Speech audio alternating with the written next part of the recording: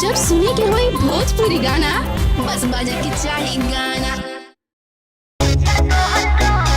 सारा ला ला, सारा ला ला।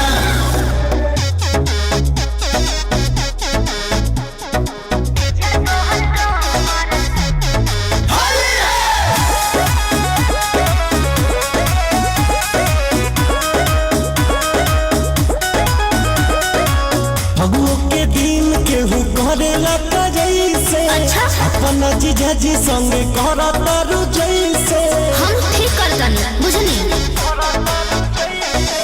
फगुओ के दिन केहू करेला का जैसे अच्छा अपना जीजा जी संग करा तारू जैसे।